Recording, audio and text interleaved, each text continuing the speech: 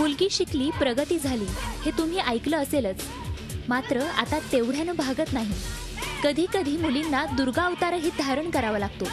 त्या दृष्टीनंच मुलींना शारीरिक आणि मानसिकदृष्ट्या कणखर बनवण्यासाठी ही खास मेहनत घेतली जाते ती जम्मू काश्मीरमध्ये. देशाच्या विविध भागातून आलेल्या मुलींना इथं स्वसंरक्षणासोबतच तलवारबाजीचंही खास प्रशिक्षण दिलं जातंय.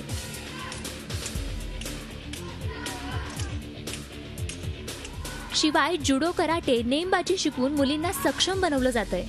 मुलींच्या शारीरिक विकासाबरोबरच त्यांचा बौद्धिक विकास व्हावा यासाठी योगा आणि ध्यान करण्याचं शिक्षणही या शिबिरात दिलं जातंय.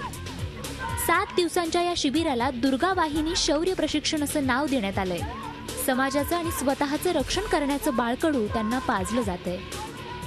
प्रशिक्षण का उद्देश्य जम्मू कश्मीर में ही नहीं पूरे देश में हमारा यही है कि युवतियां अपने आप में इतनी सक्षम हो कि परिवार के समाज को भी बचाने का और एक मादा रखती हूँ. दुर्गा वाहिनी शिबिरातून खूप काही शिकायला मिळाल्याचा अनुभव प्रशिक्षणार्थी मुलींनी सांगितला. हमारे देश में बहनें अपने आप को कहीं पे भी सुरक्षित महसूस नहीं करती. उसके लिए हमें ही कोई कदम उठाना पड़ेगा. इसलिए हम यहाँ 7 दिनों के लिए एकत्रित हुए हैं ताकि हम अपने आप को इस प्रकार बना सकें कि हम किसी को भी कम न समझें. जम्मू काश्मीर सारख्या अतिसंवेदनशील भागात दिलं जाणाऱ्या या प्रशिक्षणाचं सर्व स्तरातूनच कौतुक होतंय.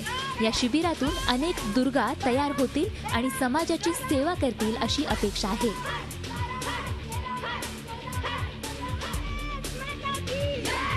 Bureau report, Zee media, Jammu. Zee 24 तास रहा एक पाऊल पुढे.